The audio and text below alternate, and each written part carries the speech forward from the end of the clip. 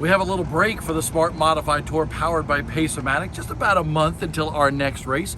4 races down, 4 different winners. I'm Bob, he's JB. We love modifieds. And I think the start to this season has been amazing. I want to know your perspective from that guy in that flag stand. The guy in the flag stand with the best seat in the house, I'm telling you. The Smart Stars shine tonight at Hickory, in this Hickory 100, I'm telling you. We're on a good pace with it being that 7 different winners and 7 different races streak that we had a couple years ago. So we might be looking at the same thing, maybe 8 different winners and 8 different races. I mean, it's got all the makings of it. This field tonight was 29 very, very, very talented drivers, Smart Stars. This was the cream of the crop right here tonight. If this night didn't show the caliber of this tour, I don't know what else we can do. This tonight, I'm telling you, it really was a barn burner. Modified racing is alive and well in the South, and it's thanks to the effort of everybody from the Smart Modified Tour powered by Pace-O-Matic. But I'm going to put you on the spot. We didn't rehearse this or anything. That's why it's called the Debrief. We're just kind of chatting. I want to know, coming out of this one now, 4 races in, what do you think the biggest stories are? If you had to put 3 biggest stories together, what are they? Well, if you would see the progress that Carson Lofton is doing, bounced back from a bad night that he had at the race before at South Boston. 2nd place. That kid's going to get a win this season, I do believe. Caleb Petty, defending champion. That's a story in itself. He's going to be strong this season. We've got a tight points battle with Burt Myers. You got Brian Lofton. You got Brandon Ward. It's all tight right now. And they've got a season, they got a break right now during the season that they're all going to be preparing for the next, event. And that next event is going to be Franklin County.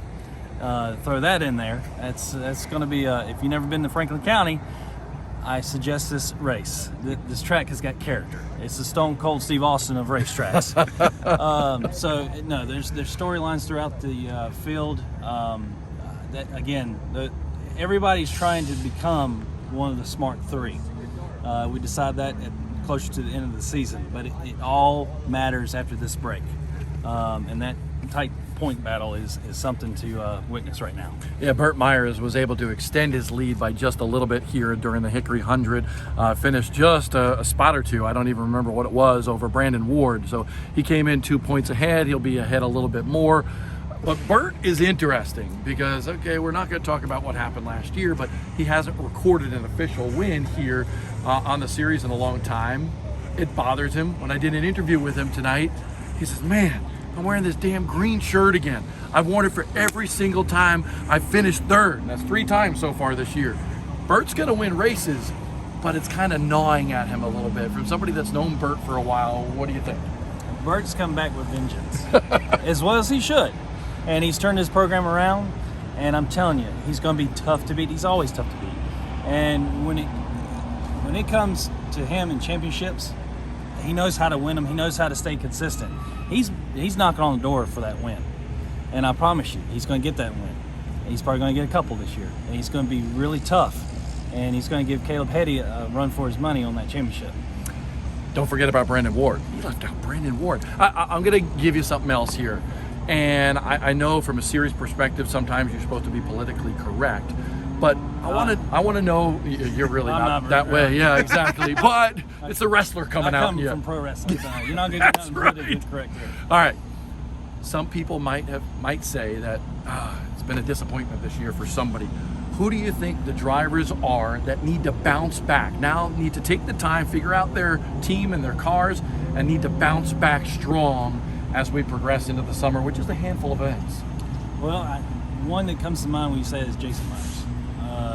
Burt's brother. He's had some misfortune. He's been mid-pack and, some troubles that's not been of his own. He got caught up with something that was not of his doings at all coming out of Ford tonight and got involved in that. You got a couple out there that's seen better nights, but Jason comes to mind.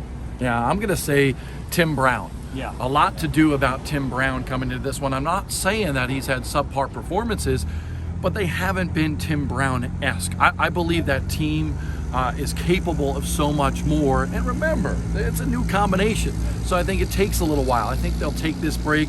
He'll go back to the stadium, go after another championship, going after Lucky 13 there, and he'll come back strong. Whether it be at Franklin County or the next race after that, I'm not sure. But I think bigger things are in store for Tim Brown and that 25 team later on this year. So that wraps up our debrief here from the Hickory 100. Little break, sort of, okay? Much needed. Much needed, yes. It's been intense. Yes. I've really enjoyed being part of the Smart Modified Tour, powered by Pace-O-Matic. It feels like family, feels like coming back home, back to my roots. Gonna love the rest of this season. And remember, our next event, Friday night, May 26th, at none other than Franklin County Speedway. Good luck finding the track, by the way, if you look it up on The Stone GPS. Cold Steve Austin of racetracks. That's right. Trust me. Come find out for yourself.